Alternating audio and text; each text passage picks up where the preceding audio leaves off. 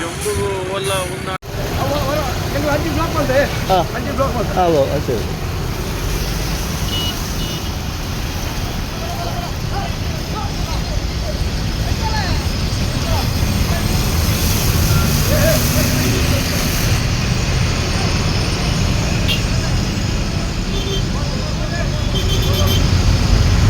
Leakage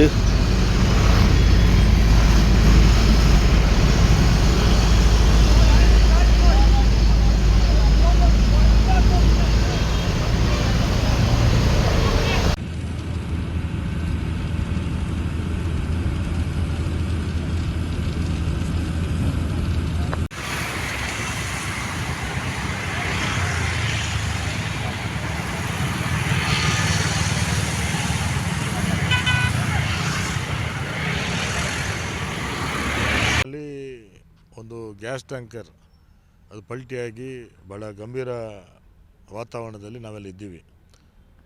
ಬೆಳಿಗ್ಗೆ ನನಗೆ ಇಲ್ಲಿಯ ಸ್ಥಳೀಯರು ನಮ್ಮ ಗೀತಾಂಜಲಿ ಸುವರ್ಣ ಅವರು ಫೋನ್ ಮಾಡಿ ಈ ಥರ ಆಗಿದೆ ಅಂತ ಹೇಳಿದಾಗ ಇಮಿಡಿಯೇಟಾಗಿ ನಾವು ಎಸ್ ಪಿ ಅವರಿಗೆ ಮಾತಾಡಿ ಕೊನೆಗೆ ಇಲ್ಲಿಯ ಆರಕ್ಷಕ ಸಿಬ್ಬಂದಿ ಇಲ್ಲಿ ಇನ್ಸ್ಪೆಕ್ಟರ್ ಅವರು ಮತ್ತು ಇಲ್ಲಿ PSI ಅವರು ಎಲ್ಲ ಬಂದು ಸೂಕ್ತವಾದ ಕ್ರಮವನ್ನು ಕೈಗೊಂಡಿದ್ದಾರೆ. ಸ್ವಲ್ಪ ಟ್ರಾಫಿಕ್ ಜಾಮ್ ಇದೆ.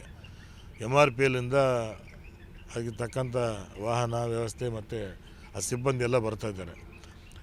ಈ ನಿಟ್ಟಿನಲ್ಲಿ ಎರಡು ಕಡೆ ನಾವು ಟ್ರಾಫಿಕನ್ನು ಬಂದ್ ಮಾಡಲಿಕ್ಕೆ ಈಗಾಗಲೇ ಪೊಲೀಸಿಗೆ ಸೂಚನೆಯನ್ನು ಕೊಟ್ಟಿದ್ದೇನೆ. ವಾತಾವರಣ ಗಂಭೀರವಾಗಿದೆ. ಇದು ಬಹುಶಃ ಡ್ರೈವರು ಬಹುಶಃ ಅವರ ಓವರ್ ಸ್ಪೀಡ್ ಅಂತ ಕಾಣ್ತದೆ. ಇಲ್ಲಾಂದರೆ ಏಕಾಏಕಿ ಒಂದು ಗಾಡಿ ಪಲ್ಟಿ ಆಗೋದಿಲ್ಲ. ಈ ಥರದ 2-3 ಘಟನೆ ಮೊದಲು ಕೂಡ ಆಗಿದೆ. ಹಾಗಾಗಿ ಇನ್ನು ನಾನು ಇಲ್ಲಿಯ ಪೊಲೀಸನ್ನ ಅಭಿನಂದಿಸಬೇಕು. ಈಗಾಗಲೇ ಅಲ್ಲಲ್ಲಿ ಸ್ಪೀಡ್ ಕಂಟ್ರೋಲರ್ ಅಂದರೆ ನಮ್ಮ ರೀಡಿಂಗನ್ನು ಯಾರು ಸ್ಪೀಡ್ ಹೋದ್ರೂ ಅವ್ರ ಮನೆಗೆ ಫೈನ್ ರಶೀಟ್. ಬಾಂಬೆಯಲ್ಲಿ ಈ ಥರ ವ್ಯವಸ್ಥೆ ಇದೆ, ದುಬೈನಲ್ಲಿ ಇದೆಲ್ಲ ವ್ಯವಸ್ಥೆ ಇದೆ. ಹಾಗಾಗಿ ಇಲ್ಲಿ ಕೂಡ ಅದು ಬರ್ತದೆ. ಹಾಗಾದರೂ ಅಟ್ಲೀಸ್ಟ್ ಯಾಕಂತ ಹೇಳಿದರೆ ಒಂದೊಂದು ಜೀವ ಇದ್ದರೆ ಜೀವನ ಅಂತೇಳಿ ಒಂದೊಂದು ಪ್ರಾಣ ಕೂಡ ಭಾಳ ಮುಖ್ಯ. ಆ ನಿಟ್ಟಿನಲ್ಲಿ ಅದು ಏನಾದರೂ ದೈವವಶಾತ್ ಏನು ಜೀವಹಾನಿ ಆಗಲಿಲ್ಲ, ಆದರೆ ಮುಂದಿನ ದಿನಗಳು ಕೂಡ ಆ ಥರ ಆಗಬಾರ್ದು ಅಂತೇಳಿ ಹೇಳ್ತಾ.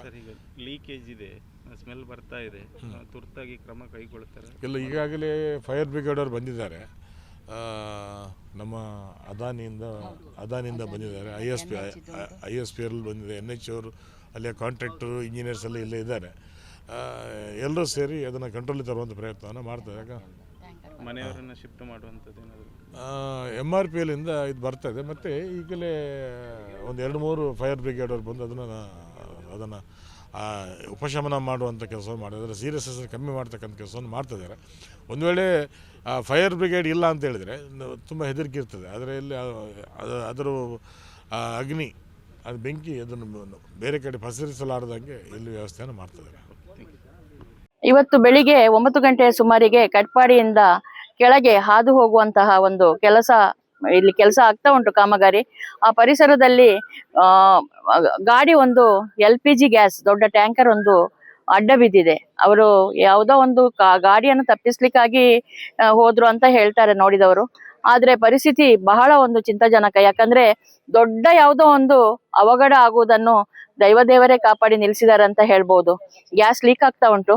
ಆ ಸಮಯಕ್ಕೆ ತುರ್ತಾಗಿ ಪೊಲೀಸ್ ಅಧಿಕಾರಿಗಳು, ಫೈರ್ ಬ್ರಿಗೇಡ್ನವರು, ಅದರ ಜೊತೆಯಲ್ಲಿ ತಾಲೂಕು ತಹಶೀಲ್ದಾರ್ ಅವರು ಎಲ್ಲರೂ ಬಂದು ಈ ಒಂದು ಅವಘಡಕ್ಕಿದ್ದ ಕೆಲಸವನ್ನು ಶುರು ಮಾಡಿದ್ದಾರೆ.